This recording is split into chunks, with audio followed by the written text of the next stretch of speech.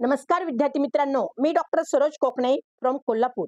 विद्यार्थी मित्रांनो, तुम्ही स्क्रीनवरती पाहत असाल की मी आज नवीन विषय घेऊन आलेली आहे की सर्वात कमी फीस एमबीबीएस कॉलेज जळगाव याच्याबद्दल अगदी डिटेल्समध्ये माहिती सांगणार आहे आणि ते कॉलेज आहे doctor Ulhas Patil medical college and hospital Jalgaon. ह्याच्याबद्दल अगदी डिटेल्समध्ये माहिती सांगणार आहे की बऱ्यापैकी मला विद्यार्थ्यांचे मेसेज आणि कॉल येतात की मॅडम अगदी आम्हाला प्रायव्हेटचे जे कॉलेज आहेत त्यांच्या प्रत्येक कॉलेजविषयी फी स्ट्रक्चर तुम्ही सांगा. तर मी माझ्या मागच्या 2 व्हिडिओमध्ये पण मी विद्यार्थ्यांना अगदी पूर्ण सांगण्याचा प्रयत्न केलेला आहे की एक कॉलेज मी काढलं होतं पहिलं की ते काशीबाई नवले पुणे कॉलेज असं हे मेडिकल कॉलेज आहे. ते पण सेमी गव्हर्नमेंटचं कॉलेजची फी स्ट्रक्चर प्रत्येक कॅटेगरी वाईज सांगण्याचा प्रयत्न केलेला आहे व्हिडिओच्या माध्यमातून. आणि दुसरं कॉलेज होतं मी सिंधुदुर्ग मेडिकल कॉलेजबद्दल. तर आज मी थर्ड कॉलेज घेऊन आलेली आहे 3 नंबरचं. तर आणि हे सगळ्यात कमी फीस स्ट्रक्चर असलेलं हे नावाजलेलं कॉलेज आहे जळगावमध्ये doctor Ulhas Patil medical college and hospital Jalgaon.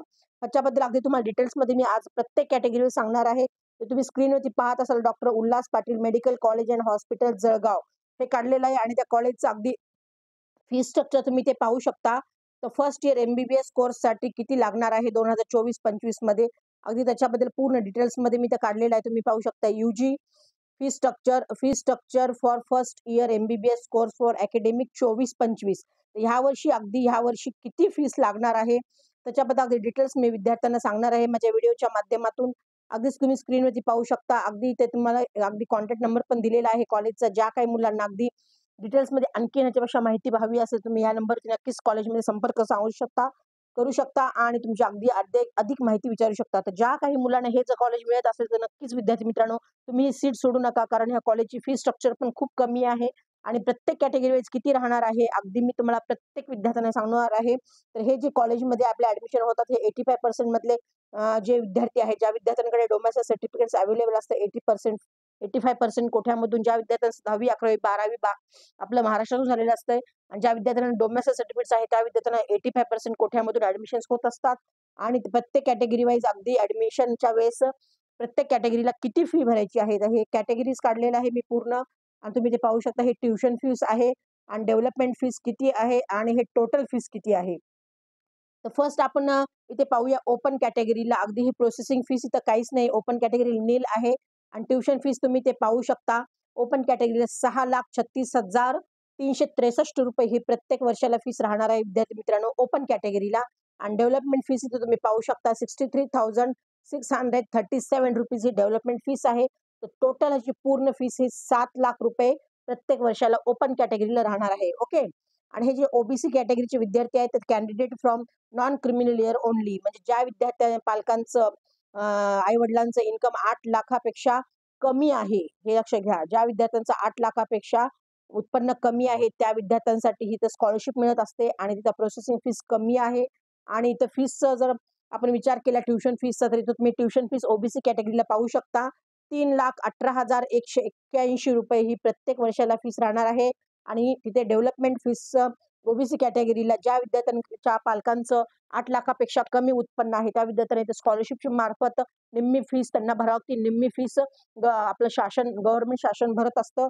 तर ते इथं डेव्हलपमेंट फीस पण तुम्ही पाहू शकता किती आहे की 63,637 रुपीज ही डेव्हलपमेंट फीस आहे. आणि टोटल फीस तुम्ही ते पाहू शकता 3,81,818 रुपये ही त्यांची टोटल फीस आहे OBC कॅटेगरीची. Okay.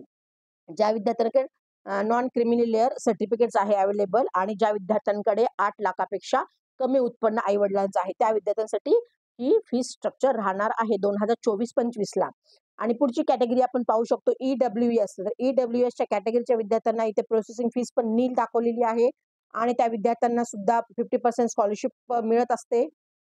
Economical weaker section ज्यांच्याकडे सर्टिफिकेट्स अवेलेबल आहे जे विद्यार्थी आपल्या महाराष्ट्रातून 85% कोठ्यामधून घेतात ज्या विद्यार्थ्यांकडे पूर्ण डॉक्युमेंट्स क्लिअर आहेत त्या विद्यार्थ्यांसाठी हे फॅसिलिटी अवेलेबल आहे आणि त्यांना 50% स्कॉलरशिपच्या माध्यमातून अगदी निम्मी फी भरावी लागते. इथे फी स्ट्रक्चर तुम्ही इथे पाहू शकता ईडब्ल्यूएसच्या विद्यार्थ्यांसाठी 3,50,000 रुपये फी स्ट्रक्चर आहे आणि टोटल फीस पण तिथं सेम दाखवलेली आहे 3,50,000. ओके.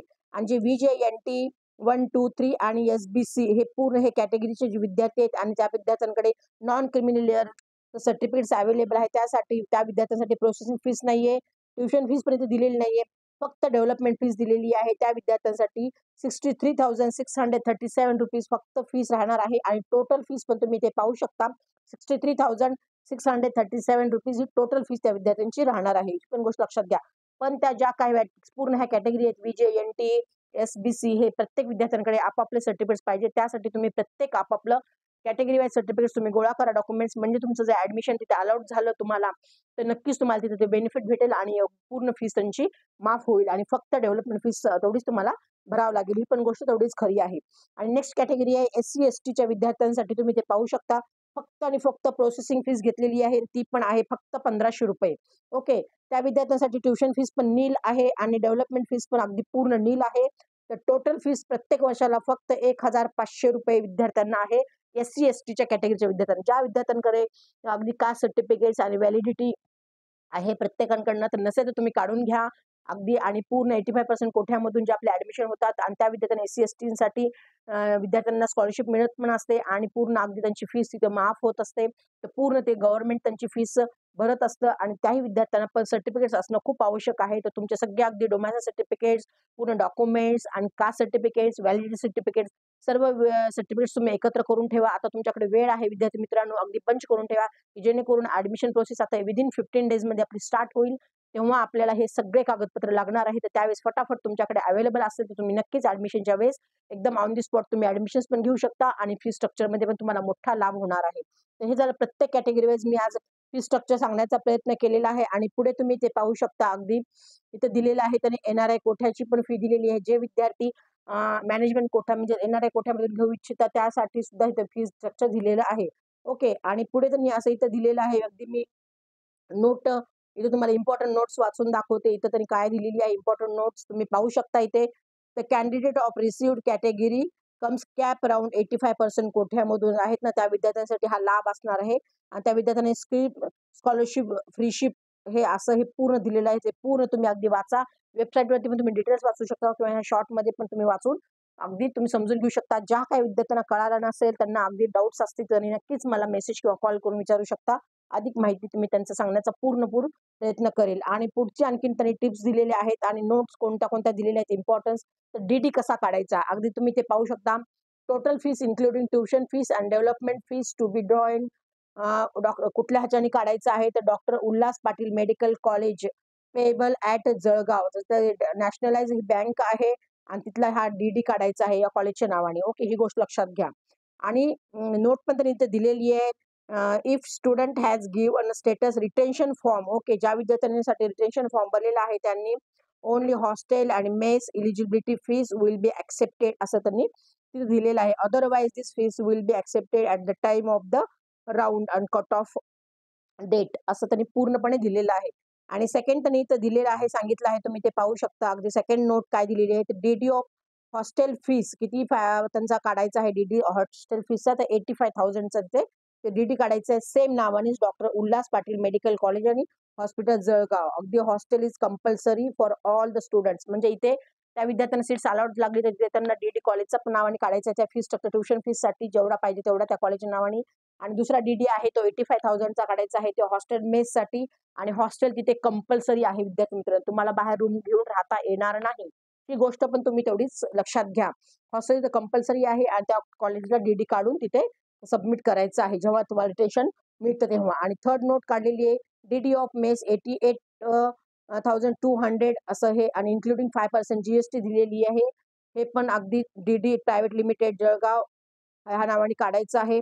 आणि नंतरची नेक्स्ट तुम्ही पॉईंट पाहू शकता university eligibility fees for MBBS course 24-25 असं दिलेलं आहे. तर त्याच्यामध्ये काय आहे अगदी पूर्ण तुम्हाला ह्या चार्टच्या माध्यमातून दाखवते. तर इथं अगदी ओपन फॉर महाराष्ट्र स्टेट स्टुडंटसाठी दिलेलं आहे. तर ही रजिस्ट्रेशन फीस दिलेली आहे तर 1600 रुपये आहे ओपन कॅटेगरीला आणि इलिजिबिलिटी आहे इथं 8,900 तर पूर्ण अगदी ही फी स्ट्रक्चर 10,500 रुपये दिलेली आहे आणि रिझर्व्ह कॅटेगरीसाठी 1600 रुपये रजिस्ट्रेशन फीस दिलेली आहे. इलिजिबिलिटी 1600 रुपये आहे आणि फीस पूर्ण ही 3,200 रुपये दिलेली आहे आणि NRI कोठ्यासाठी पण 1600 आणि ही पूर्ण अगदी NRI कोठ्याची फीस दिलेली आहे. तर इथे तुम्ही पाहू शकता अगदी tuition fees will B applicable for 23-24 batch असं त्यांनी पूर्ण हे फी स्ट्रक्चर त्यांनी अगदी पूर्ण सांगितलं आहे. अगदी तुम्ही ते पाहू शकता. अगदी doctor Ulhas Patil medical college and hospital Jalgaon. तर fee structure of first year MBBS course 24-25 हे झालं पूर्ण अगदी कॅटेगरी वाईज फी स्ट्रक्चर मी सांगण्याचा प्रयत्न केलेला आहे. तर विद्यार्थी मित्रांनो, तुम्हाला जर खरोखरच जर सेमी गव्हर्नमेंट कॉलेज मिळत असेल आणि त्यातल्या हे उल्हास पाटील कॉलेज मिळत असेल, तुम्ही नक्की सीट घ्या विद्यार्थी मित्रांनो. सर्वात कमी असलेलं हे फीस अगदी नावाजलेलं आहे.